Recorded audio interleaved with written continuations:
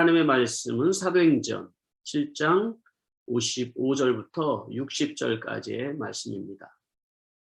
사도행전 7장 55절부터 60절까지 말씀 새버럭 성경으로 제가 여러분들을 대신하여서 봉독하여 드리도록 하겠습니다. 옆에 성경을 두시고 여러분 같이 저와 따라서 같이 이렇게 성경을 보시기 바랍니다. 그런데 스데반이 성령이 충만하여 하늘을 쳐다보니 하나님의 영광이 보이고 예수께서 하나님의 오른편에 서 계신 것이 보였다. 그래서 그는 보십시오, 하늘이 열려 있고 하나님의 오른쪽에 인자가 서 계신 것이 보입니다 하고 말하였다. 사람들은 귀를 막고 큰 소리를 지르고서 일제히 스데반에게 달려들어 그를 성 밖으로 끌어내어 돌로 쳤다. 증인들은 옷을 벗어서 사울이라는 청년의 발 앞에 두었다. 사람들이 스데반을 돌로 칠 때에 스데반은 주 예수님, 내 영혼을 받아 주십시오 하고 부르짖었다. 그리고 무릎을 꿇고서 큰 소리로 주님, 이 죄를 저 사람들에게 돌리지 마십시오 하고 외쳤다. 이 말을 하고 스데반은 잠들었다. 아멘. 네, 이 시간에 우리 잠시 기도하고 오늘 우리에게 주시는 말씀 같이 듣는 시간 가지도록 하겠습니다. 할렐루야. 하나님 아버지, 은혜를 감사드립니다.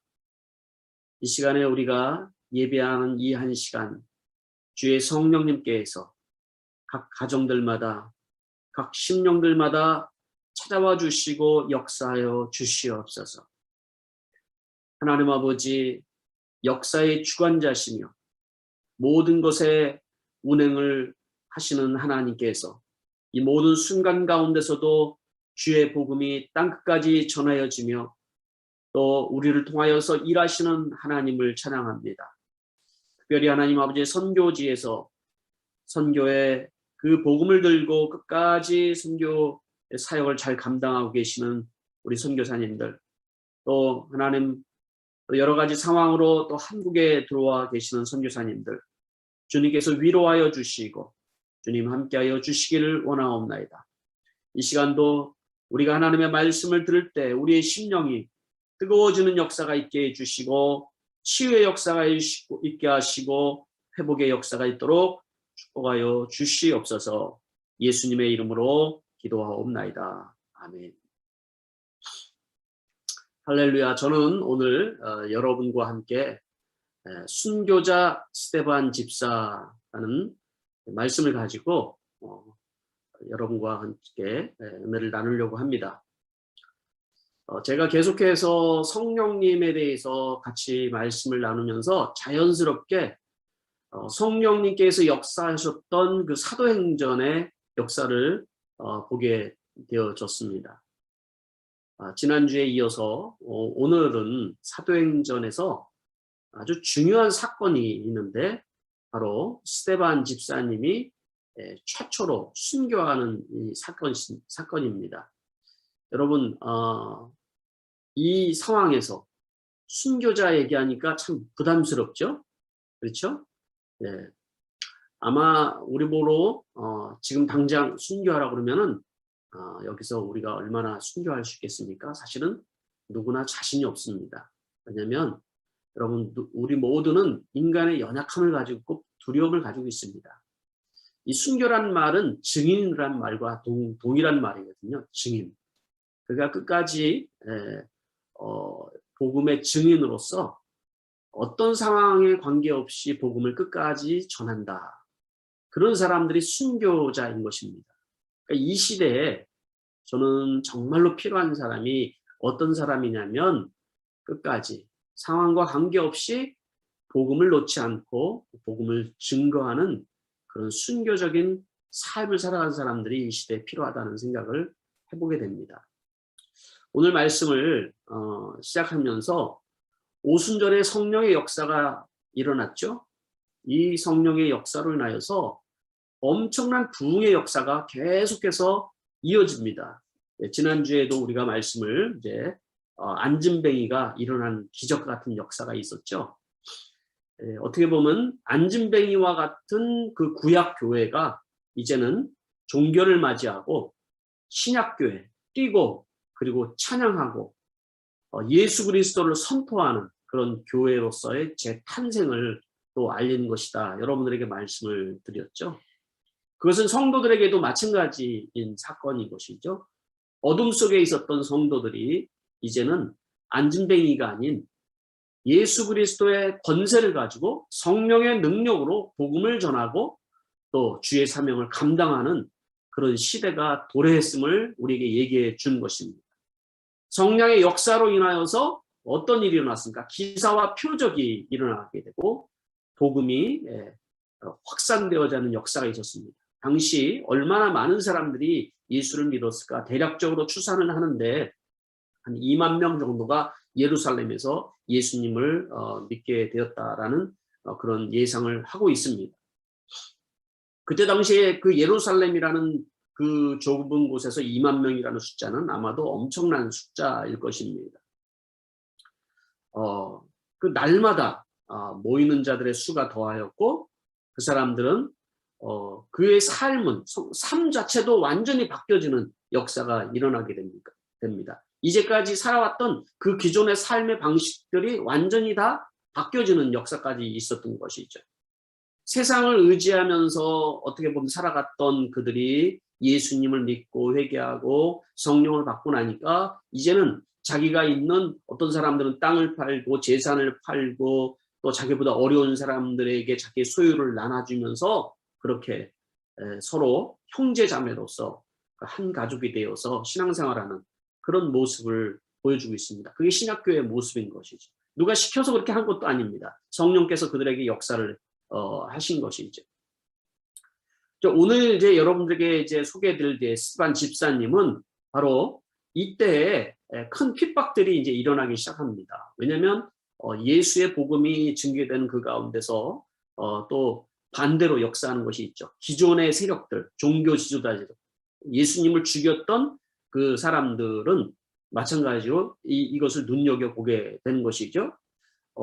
그때 이제는 하나님께서 특별하게 사용한 사람이 있다라는 것이죠. 하나님께서는 베드로나 요한과 같은 사람만 사용한 것이 아니라 이런 핍박의 시기에 하나님은 평신도였던 집사 스데반의 순교를 통하여서 복음이 확산되어지는 계기가 되어지는 것을 우리가 알 수 있는 것이죠. 이 말씀을 통해서 아주 중요한 사건은 여기서 이 사도행전에 아주 중요한 두 사람을 저는 꼽으라 그러면은 스데반 집사와 바울 사도를 꼽을 수 있을 것 같습니다. 근데 바울이 어떻게 탄생했죠? 바로 이 스데반 집사가 없었다면 바울이 없었을 것입니다. 스데반의 순교와 바로 이어서 하나님께서는 이방 땅의 땅끝까지 복음을 전하는데 사용한 사람이 바로 바울이죠. 그렇죠? 그런데 그 역할을 누가 했냐면 바로 스데반 집사가 했다는 것입니다. 자, 그래서 오늘 스데반 집사는 어떤 사람인가 여러분들이 성경 공부를 하는 그런 마음으로 한번 스데반 집사님이 어떤 사람인가 한번 우리 같이 한번 제가 살펴보려고 합니다. 첫 번째는 지혜와 성령이 충만한 사람이었다라고 얘기를 하고 있습니다. 사도행전 6장 2절에서 3절 말씀을 보면 우리가 하나님의 말씀을 전하는 일을 제쳐놓고서 음식을 베푸는 일에 힘쓰는 것은 좋지 못합니다.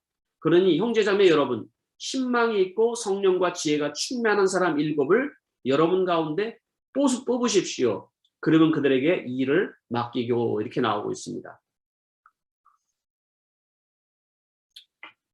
예루살렘의 그 믿는 자들이 아주 폭발적으로 일어나게 됩니다. 그랬을 때 이제 사도들이 정신이 하나도 없는 거예요. 너무 많은 사람들이 예수를 믿겠다고 막 일어나니까. 당시에 사도들에게는 어떤 뭐 조직적인 그 어떤 머리가 있는 것도 아니고 한 번도 큰 교회를 뭐 운영해 본 적도 없는 것입니다. 이래서 운영하는데 문제가 생긴 것이죠. 또 이 신약교회가 가난한 사람, 불쌍한 사람들을 돕고 하는 일에 정말 열심을 다했거든요.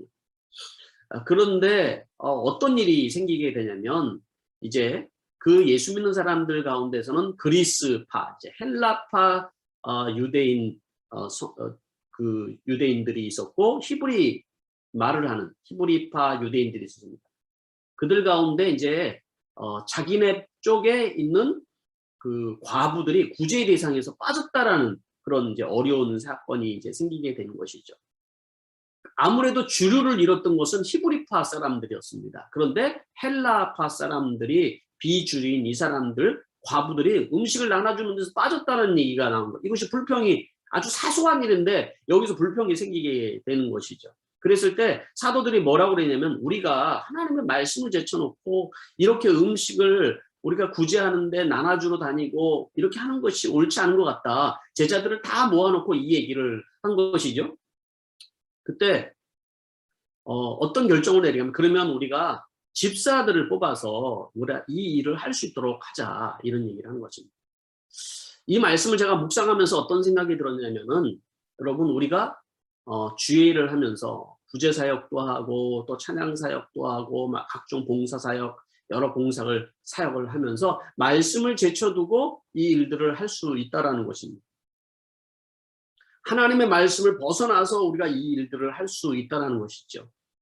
그때 사도들은 이때 집사들을 뽑아서 이 집사들로 인하여서 이것을 구조적으로 잘 할 수 있도록 했다라는 것이요. 사도들이 아주 지혜로웠죠. 그죠?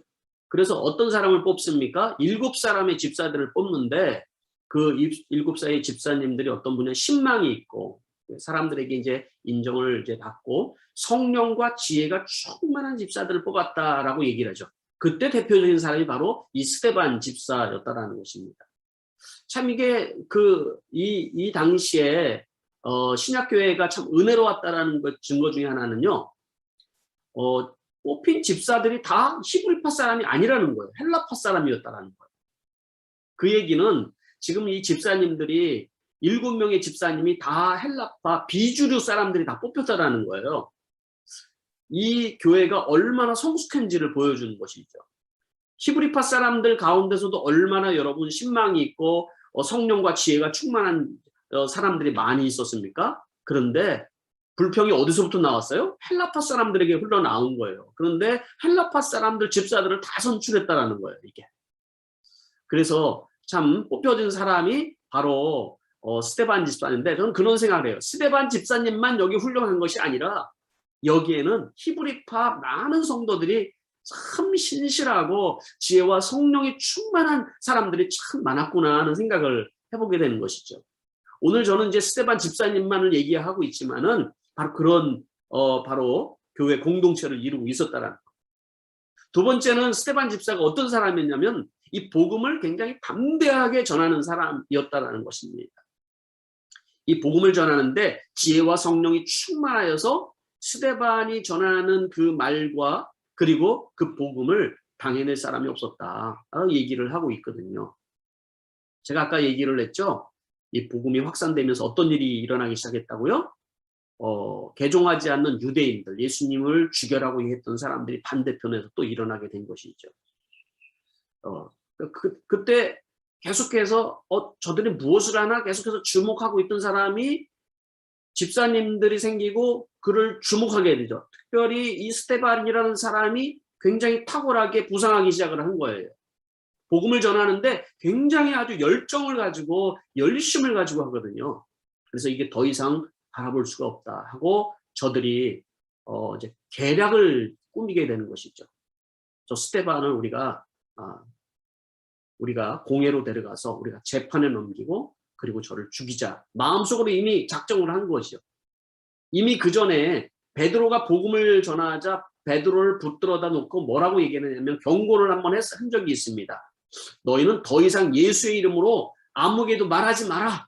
이렇게 얘기를 한 거예요.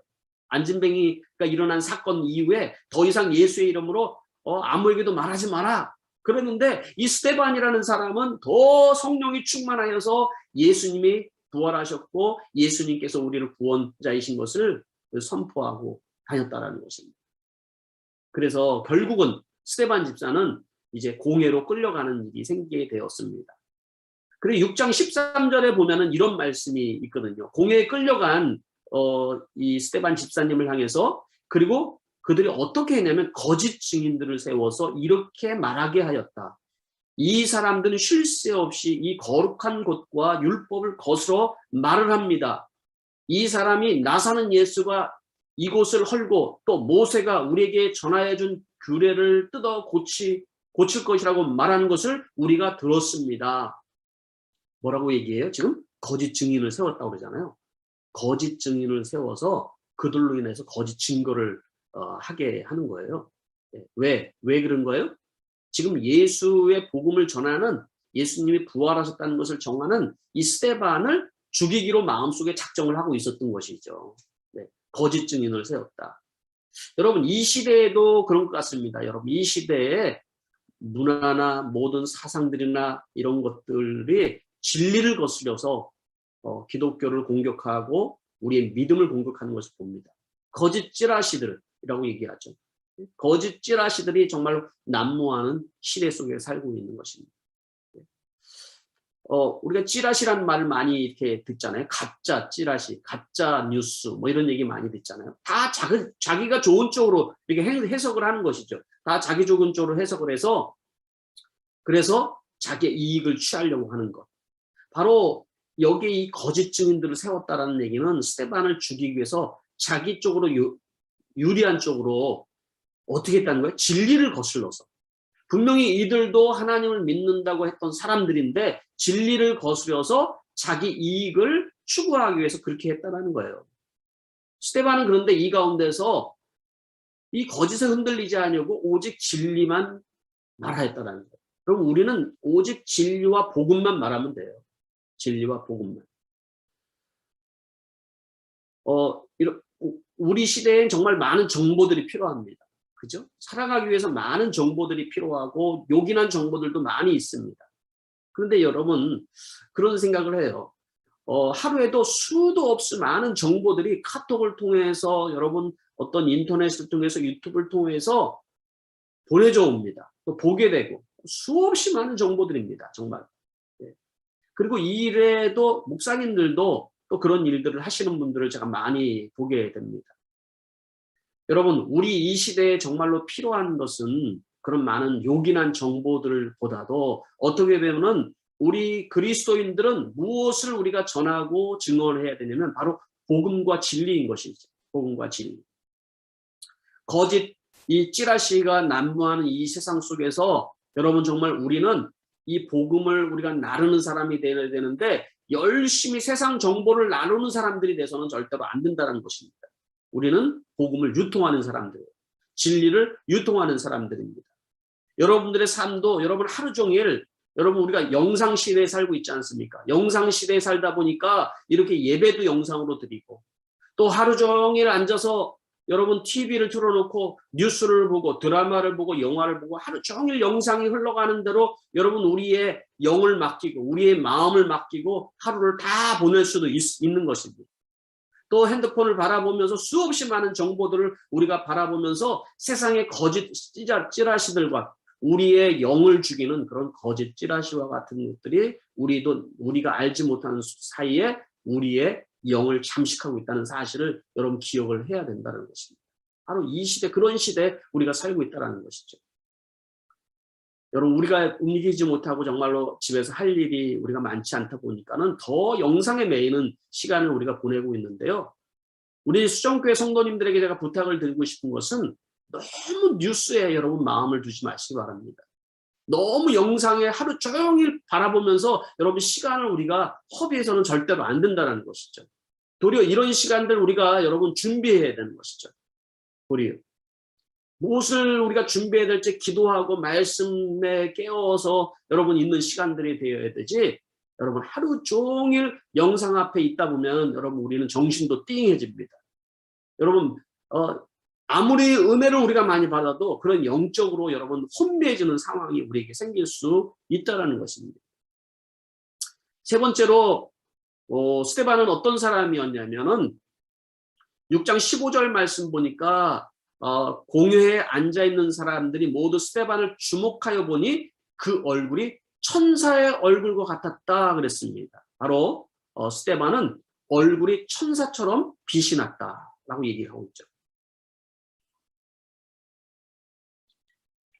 공회에 스데반을 불러다 놓고 얼마나 거짓 찌라시로 거짓 것들로 그의 스데반의 감정을 충동질했는지 모릅니다. 여러분 그냥 말로만 그랬겠습니까? 예, 여러 가지 방법으로 아주 힘들겠죠. 결국 스데반이 마지막에 돌에 맞아 죽는 상황까지. 그들은 말로 폭행을 하고 윽박을 지르고 그렇게 이제 했던 것이죠. 그런데 성경은 뭐라고 비유하냐면은 그의 얼굴이 천사의 얼굴과 같았다라고 얘기를 하는 거예요. 참 은혜로운 정말 이 말씀을 묵상하면서 참 은혜로운 그 부분이었다고 생각을 하거든요. 우리는 여러분 우리 얼굴에 감정에 묶이고요. 또 환경에 묶이고 전통과 습관에 묶여있는 우리의 모습을 우리가 볼 때가 많이 있지 않습니까? 상대방의 말에 반응을 하고 그렇게 살아가는 우리의 모습을 여러분 우리는 보게 되죠. 우리는 어떤 인생이 되어야 될까요? 스데반처럼 하나님의 말씀에만 우리가 반응하는 사람이 되어야 된다는 것입니다. 하나님의 말씀에 반응하고 주님께서 주시는 그 마음에 반응하는 사람은 바로 그 마음에 평안을 주신 것이죠. 그래서 여러분 여기 이 스데반처럼 그 얼굴이 천사처럼 빛이 났다는 것은 이미 그 마음에 평정을 가지고 있다는 거예요. 어떤 상황에도 여러분 우리 믿는 사람들은 평안을 누릴 수 있어야 됩니다. 불안한 시대에 살고 있죠. 미래가 걱정되는 불안한 시대에 살고 있는 건 사실입니다. 그렇지만 여러분 우리가 복음을 가지고 있고 우리가 믿음이 있는 사람들은 여러분 그 얼굴에도 평안이 드러나야 되는 것입니다. 바로 제가 지난번에 칼럼에도 썼듯이 믿는 사람들은 그 표정이 전도지가 되어야 되는 것이죠. 코로나로 인해서 집에 있다 보니까 하는 일도 잘 안 되고 어렵고 힘들기 때문에 죽을 것 같은 상황 속에서 얼굴 표정이 우리는 다 정말 어두움에 눕혀있는 사람처럼 그렇게 살아서는 절대로 안 된다는 얘기를 해주는 것이죠. 네 번째로는 스데반은 어떤 사람이냐면 말씀의 권능을 가지고 있었다라는 것입니다. 말씀의 권능. 스데반이 그러한 공격 가운데서 스데반은 그들 앞에 하나님의 말씀을 기준으로 해서 그 논리로 풀어나갑니다. 그들을 설득을 합니다. 그 이야기가 스데반의 설교가 7장 전체에 걸쳐서 다 나오는 내용이에요. 얼마나 길게 했는지. 근데 그냥 얘기한 것이 아니라 성경 말씀을 처음부터 끝까지 꿰뚫어 버립니다. 이 성경을 통하여서 지금 상황을 해석해주고 그리고 그들에게 정말 직설을 합니다. 그들의 영적인 상태를 꿰뚫어 보고 얘기를 해주는 그 말씀이 바로 스데반 7장에 있는 말씀이거든요. 바로 우리에게 필요한 것은 뭐냐면요. 말씀의 권능을 가진 거예요. 말씀의 권능. 이 시대에 필요한 사람들은 바로 이 권능을 가진 사람입니다. 논리나 이성을 가지고 대답하고 그렇게 여러분 우리에게 살아가는 이 시대의 사람들 앞에서 또 우리는 이 논리나 이성으로 말하는 것이 아니라 하나님의 말씀을 가지고 말할 수 있는 사람이 되어야 되거든요. 그 스데반 집사의 그 확신과 권능이 어디서 있었냐면 이 하나님의 말씀에서 있었다라는 거예요. 예루살렘의 그 성령의 오순절의 성령의 역사가 있고 8년이 흐른 뒤에 지금 8년 동안 이 스데반 집사는 어떤 일이 있냐면 예루살렘에 방문했다가 성령의 역사가 일어난 거예요. 그래서 그는 아무런 사실은 준비가 어떻게 보면 없었던 사람인데 이 성령의 역사와 함께 그는 예루살렘에 머물게 됩니다. 그리고 그곳에서 사도들에게 말씀을 듣고 그리고 거기에서 다른 그리스도인의 제자와 함께 가정교회에서 신앙생활을 하게 되죠. 그래서 함께 밥을 먹고 함께 사도들에게 배운 말씀을 가지고 은혜를 나누고 그런 훈련을 8년 동안이라는 시간을 가지게 되는 것이죠. 하나님은 우리를 사용할 때 그냥 사용하시는 것이 아니라 충분히 하나님이 훈련을 시키시는 거예요. 이렇게 스데반을 사용하시기까지는 스데반은 바로 그러한 훈련 과정들이 있었다라는 것이죠. 그가 배운 것이 바로 이 성경을 관통하는 거예요. 성경을. 저는 여러분들이 지금 집에 있는 많은 시간이 있는 동안에 성경을 여러분 배우고 성경을 관통하고 성경을 통해서 세상을 볼 수 있는 눈을 여러분 기를 수 있게 되길 바랍니다. 여러분 미래에 어떻게 변하고 뭐 어떤 세상이 다가오고 메타버스가 어떻고 비트코인이 어떻고 여러분 이런 것들이 다 중요한 얘기일 수도 있지만은 그러나 우리는 성경을 통하여서 역사의 주관자이신 하나님이 어떻게 역사를 이끌어 가시는지를 바라볼 수 있는 그런 눈이 되게 중요하거든요.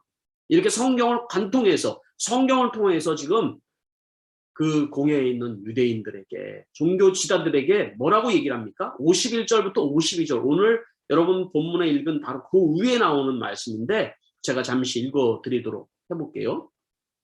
목이 곧고 마음과 귀에 할례를 받지 못하는 사람들이요 당신들은 언제나 성령을 거역하고 있습니다. 당신의 조상들이 한 그대로 당신들도 하고 있습니다. 당신들의 조상들이 박해하지 않는 예언자가 한 사람이도 있었습니까? 그들은 의인이 올 것을 예언한 사람들을 죽였고 이제 당신들은 그 의인을 배반하고 죽였습니다. 제가 여러분들이 이게 7장을 다 이해하는 게 아니니까 요 말씀을 기준으로 해서 무슨 얘기를 했는지 짧게 정리를 하면 첫째로 뭐냐면은 여러분들은 목이 굳고 마음에 할례를 받지 못한 사람입니다. 율법을 받았지만 율법대로 살아가는 것도 아니고 늘 하나님을 거스려서 눈과 귀는 세상을 향하고 있지 않습니까? 바로 성령을 거역하면서 여러분들이 살고 있는 겁니다. 하고 직설을 하는 거예요. 직설을. 종교 지도자들에게 여러분들은 성령을 거스려 살아가는 거 아닙니까? 아주 직설을 합니다. 그리고 두 번째 얘기한 얘기가 뭐냐면 바로 예수님에 대해서 얘기한 거예요. 바로 여러분들이 성경에 예언한 그 예수를 여러분들이 죽인 것 아닙니까? 그러니까 영적인 상태를 성경을 통해서 바로 이들에게 직설을 하고 있는 것이죠. 한마디로 육체의 욕망과 교만으로 성령을 거스리면서 살아가고 있다. 이 얘기를 해주고 있는 것입니다. 이 성령을 통해서 스데반이 말하고 있을 때 그들은 어떤 반응을 보였을까요? 그들은 마음이 찔렸다라고 얘기했습니다. 사도행전 7장 54절 개역 성경에 보면은 그들이 이 말을 듣고 마음에 찔려 그를 향해서 이를 갈았다 이렇게 얘기를 하거든요. 거꾸로 이를 갈았다 얘기를 해요. 요거 성경이 아니고 그 전인데요. 그러니까 여러분 마음이 찔렸다. 요게 사도행전에 보면 또 한 구절에 나와요. 베드로가 설교할 때 사람들이 그 말씀을 듣고 마음에 찔려 우리가 어찌할꼬 하고 회개의 역사가 일어났거든요. 성령의 부흥의 역사가 일어났던 순간이죠. 그런데 종교다자들은 어때요? 이 스데반의 설교를 듣고 마음에 찔려 이를 갈았다. 이렇게 여러분 하고 있는 거예요. 여러분 말씀에 대해서 여러분들은 어떻게 반응을 하십니까, 여러분? 예? 여러분 똑같은 말씀을 들어도 여러분 반응을 하는 것이 들려요. 성령의 음성을 듣느냐 안 듣느냐에 따라서 바로 이것이 다르다는 저는 생각을 해보게 되는 것이죠. 그들은 바로 그 마음속에 성령을 거스리고 살아가는 거예요, 여러분. 신앙생활을 오래 해도 우리가 성령을 거스리면서 살아갈 수 있다는 걸 얘기해 주는 겁니다, 여러분. 우리는 늘 성령님과 동행하는, 우리와 함께 하시는 성령님과 함께 동행하면서 그분이 우리에게 뭐라고 말씀하시는지 성경을 통해서 우리에게 하시는 말씀을 우리는 들어야 되는 거예요, 여러분. 그랬을 때 우리 심령이 살아나는 겁니다. 여러분, 우리 심령이 깨어지는 거고요. 우리의 교만함이 깨어지고 우리의 육신의 욕망이 깨어지고 육신을 따라 살아가는 것이 아니라 성령을 따라가는 사람이 그래야 된다는 것이죠. 그런데 여러분, 결정적으로 스데반에게 돌을 들어서 죽이게 된 사건은 세 번째인 것입니다. 스데반이 뭐라고 얘기를 했냐면요. 스데반이 55절 말씀을 보면은 이렇게 얘기를 하는 거예요. 스데반이 성령이 충만하여 하늘을 쳐다보니 하나님의 영광이 보이고 여호와께서 하나님의 오른쪽에 서 계신 것이 보였다. 그래서 그는 보십시오. 하늘이 열려 있고 하나님의 오른쪽에 인자가 서 계신 것이 보입니다. 이렇게 얘기를 했어요. 스데반이요, 성령이 충만해가지고 지금 이 상황이 굉장히 험악한 상황이잖아요. 근데 스데반은 지금 그 험악한 상황에 반응하고 있지 않아요. 하늘을 쳐다보고 있다는 거예요. 그리고 하늘이 열려 있는 것을 봤다라고 얘기를 하는 거예요. 영안이 열린 거예요. 하늘문이 열리는 영안이 열려서 하늘문이 열려진 걸 봐요. 저는 여러분들이 이 어려운 시기에 하늘문이 열리고 그 내 영안이 열려서 이 모든 환경 속에 흔들리는 삶이 아니라 하늘 문이 열려 하나님이 역사하는 그것을 바라볼 수 있게 되길 바랍니다. 그 얘기는 뭐냐면은 이 종교 지도자들에게 들려진 말은 뭐냐면요. 바로 예수님이 부활하셔서 지금 승천하여 하늘에 계신 것이라는 것이 그들에게는 받아들여진 거예요. 그들은 어떻게 반응을 하고 있습니까? 그들은 받아들일 생각이 전혀 없는 것이죠. 받아들일 생각. 여기에 이 말씀 속에 보면은 참 제가 이 말씀을 묵상하면서 은혜가 됐던 것은 보십시오. 하늘이 열려 있고 하나님의 오른쪽에 인자가 서 계신 것이 보였다 그랬죠. 예수님께서 지금 어떻게 계신다고요? 서 계셨다라고 얘기하는 거예요. 서 계셨다. 왜 서 계셨을까요, 여러분? 주석에 보면은 두 가지로 해석을 하고 있어요. 왜 서 계셨는지. 첫째는 여러분, 영광 가운데 계신 주님이 우리의 고통, 스데반이 당하는 그 상황의 고통에 함께 동참하고 계시는 거예요. 이렇게 두 팔을 벌려서 안아주시는 거예요. 네? 안을 준비를 하고 계시다라는 거예요. 이제 순교를 할 거 아니에요. 그러니까는 이 고통 가운데 있는 하나님, 주님께서 그들을 안을 준비하고 벌떡 서가지고 손을 벌리고 스데반을 안을 준비를 하고 있는 거를 지금 스데반이 보고 있는 거예요, 여러분. 네. 저는 여러분들이 고통 가운데 있을 때, 고난 가운데 있을 때 하나님께서 그냥 가만히 계시는 것이 아니라 두 팔을 벌리고 우리를 안아주시기 위해서 그렇게 계시다는 사실을 여러분 믿음으로 받아들여 주시게 되길 바랍니다. 두 번째는 뭐냐면요. 예수님이 스데반의 대변자로 서 있다는 거예요. 이런 복음을 전하고 그렇게 여러분 핍박 가운데서도 흔들리지 않는 스데반을 향해서 예수님께서 대변자로 서 계신 거예요. 바로 성령을 통해서 말씀을 하게 하시고 대변자로 서 계신 것을 얘기해 준다라는 것입니다. 두 가지 같은 다 얘기인 거예요, 여러분. 우리의 고통 가운데 하나님께서는 우리를 외면하고 계시는 것이 아니라 여러분 언제나 하나님께서는 우리 주님께서는 고통 가운데 함께 동참하여 주시고 우리를 바라보시고 환영하시고 우리를 변호하여 주신다라는 겁니다. 여러분 지금 환난을 당하고 있습니까? 어려운 마음을 가지고 있습니까? 여러분 저는 여러분들이 영안이 열려지고 주님께서 우리를 인정하고 우리를 변호하고 계시고 우리를 안아주시기 위해서 준비하고 계시다는 사실을 여러분들 영안이 열려져서 바라볼 수 있게 되기를 바랍니다. 57절 말씀 보니까 이렇게 얘기해요. 사람들이 그때 이 종교 지도자들이 어떻게 반응을 하는가요? 사람들은 귀를 막고 소리를 지르고 일제히 스데반에게 달려들었다라고 얘기를 했어요. 그래서 그를 끌고 나가죠. 그리고 그를 죽이기 위해서 옷을 벗어서 돌로, 이게 유대인의 법이 돌로 쳐서 죽이는 법이 있잖아요. 끌고 나가는 거예요. 예, 여러분 참 안타까운 것을 우리가 보는 것이죠. 성령이 역사하는 그 순간 성령이 말하는 것을 듣고 귀를 막고 고만하라고 외치고 있는 사람들 여러분 보십시오. 이 시대가 바로 그렇다라는 거예요. 복음이 전해지고 여러분 믿음의 간증을 하고 그러면 귀를 막 고만하라고 외치는 세상 속에 우리가 살고 있다는 겁니다. 여러분 복음이 여러분 바로 이러한 복음을 전하는 이 시대에 어떻게 보면은 스데반과 같은 그런 순교의 어떤 삶이 필요한 우리 시대 속에 살고 있다는 생각을 해보지 않습니까, 여러분? 수많은 사람들이 예수를 믿는다는 이유로 돌을 맞고 있다는 거예요. 돌을 맞고. 실제적인 돌을 맞는 것이 아니라 경제적인 어려움을 당하고 있고요. 경제라는 이름의 돌을 맞고 있고요. 문화라는 이름의 돌을 맞고 있고요. 정치라는 이름으로 돌을 맞고 있고요. 건강이라는 이름으로 돌을 맞고 이렇게 돌을 맞고 있다는 거예요. 그 가운데서도 믿음을 지키기 위해서 성령의 인도하심을 따라 살아가는 것. 그게 크리스찬이라는 것입니다. 그게 크리스찬. 이 시대에 우리에게 필요한 신앙은 바로 그런 시대, 이런 신앙이라는 것입니다. 죽으면 죽으리라. 그런 신앙을 가지고 우리가 살아갈 때 여러분 우리의 마음에 평안을 얻을 수가 있는 것입니다. 이 마지막 때 요한계시록 보면 이 마지막 때 어떤 일이 있다고 얘기를 하고 있습니까?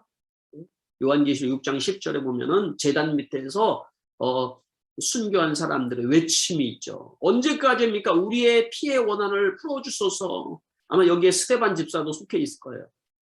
주님이 말을 하죠. 순교의 수가 차기까지 기다려라.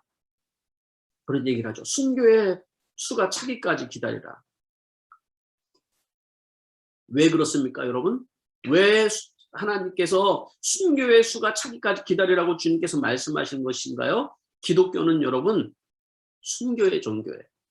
피의 종교고 희생의 종교라는 것이죠.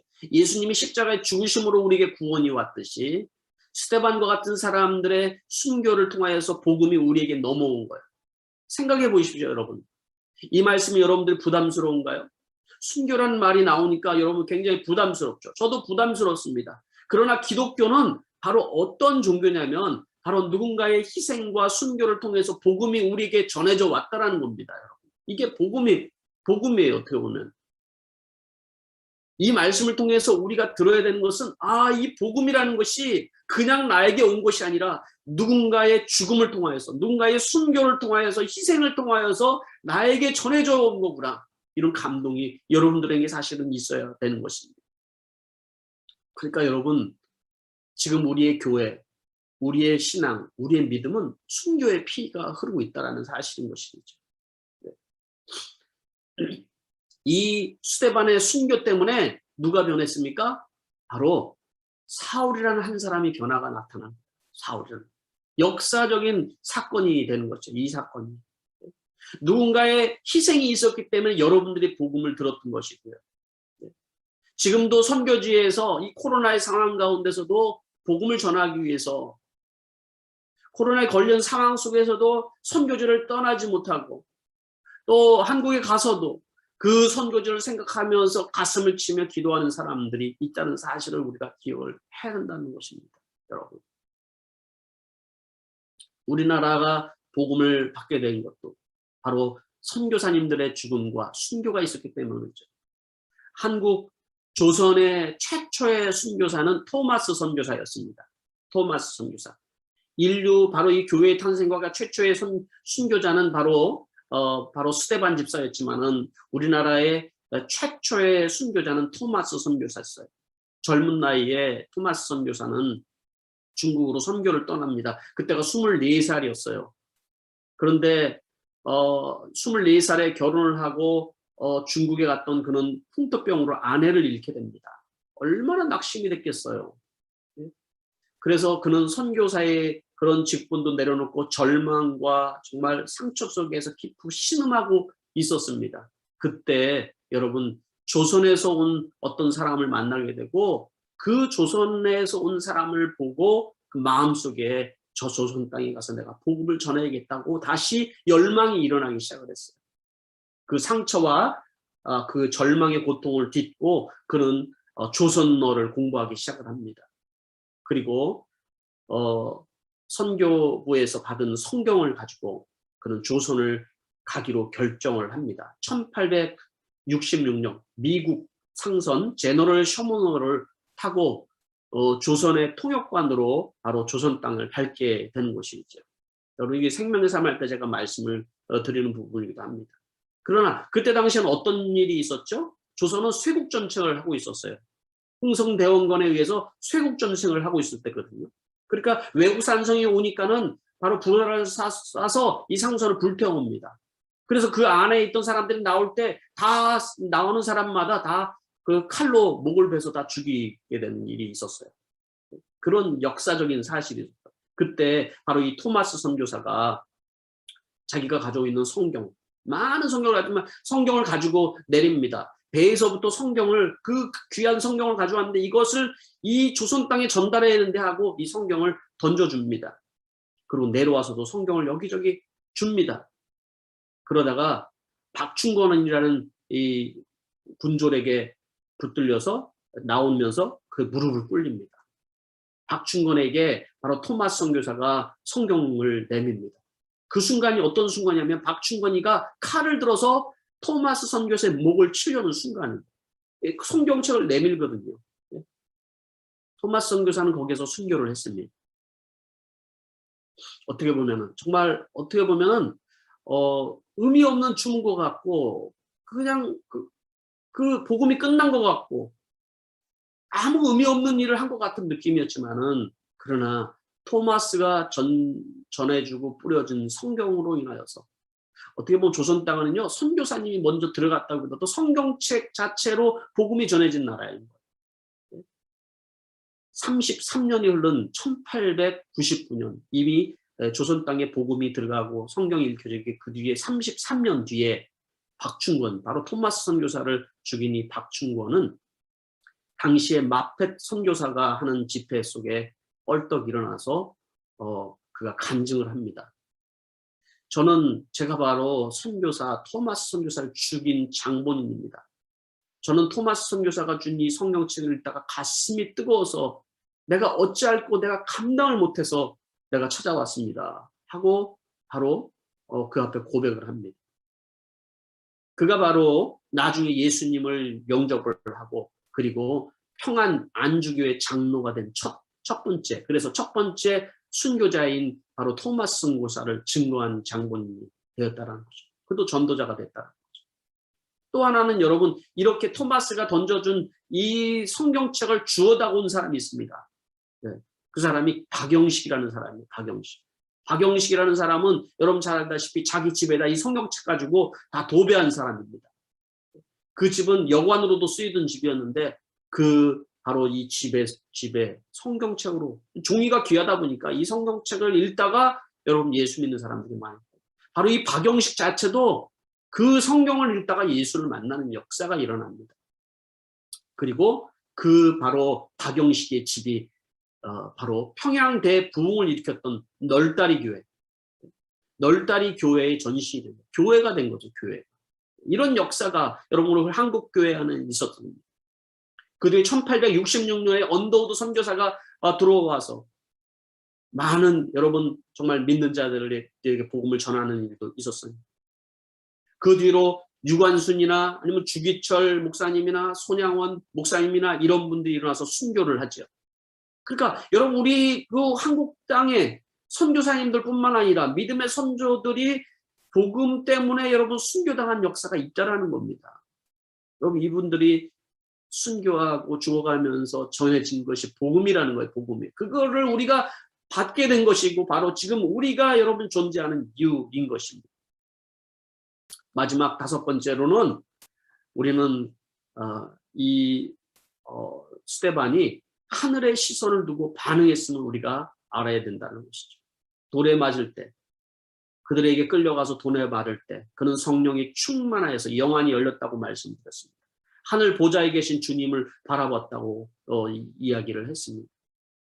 스데반이 돌에 맞는 가운데서 뭐라고 얘기를 합니까? 주여 내 영혼을 받아 주시옵소서 라고 고백을 합니다. 또 주님 저들의 죄를 저들에게 돌리지 마십시오 라고 얘기를 합니다. 주님 내 영혼을 받아 주십시오라는 말은 무슨 말일까요? 자기 영혼이 어디 가는지 확신을 가지고 있는 거예요. 이런 확신을 가지고 있는 사람은 두려움이 없지 않습니다. 두려움이 없습니다. 내 영혼이 어디로 가는지 확신이 없으면 우리는 언제든지 땅만 바라보면서 우리가 살아가며 한숨 지으면서 살아가지만 여러분 오늘 우리의 영안이 열리고 하늘을 바라볼 수 있는 사람들은 확신에 찬 인생을 살아갈 수밖에 없습니다. 저는 이런 확신에 찬 인생이 여러분들이 되기를 바랍니다. 우리 교회에 그런 집사님들이 많이 여러분 선출되고 많이 나올 수 있게 되기를 바랍니다. 마치 인생을 살아가는데 다윗이 그 확신에 차서 골리앗 앞에서 그가 가지고 있는 창이나 칼을 보지 않고 바로 전능하신 하나님을 바라보면서 너는 단창을 가지고 나에게 오지만 나는 만군의 여호와의 이름으로 내가 나가노라 라고 얘기하는 것처럼 확신에 찬 인생, 바로 이러한 인생을 여러분 우리가 살아갈 수 있다는 거죠. 마찬가지로 주님 저들의 죄를 저들에게 돌리지 마세요. 예수님을 닮지 않았어요. 예수님이 십자가에 돌아가실 때 그랬잖아요. 여러분 주님의 말씀에 반응하는 인생, 어떻게 보면 그런 인생이잖아요. 마지막 죽는 그 순간에 여러분 바로 이게 순교자의 삶이라는 생각을 합니다. 여러분 이 시대는 여러분들 보러 제가 전자 얘기했지만 예수님 때 죽으십시오. 여러분 우리 모두는 자신이 없어요. 부족하기 때문에. 그러나 여러분 우리는 순교적인 마음을 가지고 이 땅에 살아가야 되는데 그런 마음을 가지고 살아가다 보면 마지막 순간에 우리의 믿음을 끝까지 지키면서 복음을 증거하는 삶을 살아갈 수 있게 되는 거예요. 그게 순교를 하는 사람들의 삶인 것입니다. 처음부터 난 죽어야지 그런 것이 아니라 저는 여러분들 안에 그런 믿음이 있을 수 있게 되길 바랍니다. 말씀을 맺도록 하겠습니다. 이 말씀을 맺으면서 바로 이 스데반의 순교로 인하여서 영적인 큰 파장이 생긴 사람, 그 사람이 바로 사울이라는 사람이죠. 다음 주에는 사울에 대해서 같이 사울이 어떻게 성령에 붙들리게 되었는지 그 말씀을 같이 나누려고 하는데요. 말씀을 맺으면서 여러분 우리가 다시 한번 이 말씀을 되새기면서 이 코로나 시대에 어떻게 보면은 우리는 신앙적으로 또 복음도 멈춰진 것 같은 상황 속에 우리가 살고 있지만 여전히 역사의 주인공은 하나님이라는 것을, 성령님이라는 것을 우리가 기억을 하면서 여러분 우리가 살아야 된다는 것입니다. 수정교회에 그래서 스데반 집사님과 같은 성령에 사로잡힌 그런 집사님들이, 성령 충만한 집사님들이, 목자들이, 목녀들이 많이 나올 수 있게 되길 바랍니다. 환경이나 감정에 묶이지 않는 인생이 되기를 바랍니다. 사람의 말에 반응하고 환경에 반응하는 인생이 아니라 우리는 하나님의 말씀에 반응하고 이성으로 말하고 자기 감성으로 말하는 것이 아니라 성령을 통해서 말하는 그러한 인생이 여러분이 되어야 된다는 것입니다. 또 우리는 성령이 우리의 영안을 열어주셔서 어둠에 묶여있는 우리의 삶이 아니라 지금 이런 환경에 우리 코로나에 묶여있는 우리의 삶이 아니라 우리는 하늘을 바라보면서 살아가는 삶인 것을 이런 믿음으로 고백을 해야 되는 것입니다. 그리고 이성과 감성과 자기 수준으로 여러분 생각하고 살아가는 것이 아니라 영안이 열려서 하늘을 바라보고 여러분 복음을 끝까지 증거하는 자의 삶을 살 수 있게 되기를 부탁을 드립니다. 이 시간에 우리가 말씀을 우리가 생각하면서 이 시간에 잠시 우리가 기도하는 시간을 가지겠는데요. 성령께서 여러분들을 만지시고 오늘 바로 이 말씀을 들을 때 성령님이 여러분들에게 하신 그 말씀을 붙들고 기도할 수 있게 되길 바랍니다. 오늘 스데반 집사님을 통하여서 우리에게 주시는 그 음성이 여러분들에게 들려줄 수 있게 되길 바라고 그 음성을 가지고 여러분들이 오늘 결단하고 헌신할 수 있는 여러분 되시길 바랍니다. 우리 1분 정도 우리 침묵 가운데 우리 같이 기도하도록 하겠습니다. 기도하겠습니다.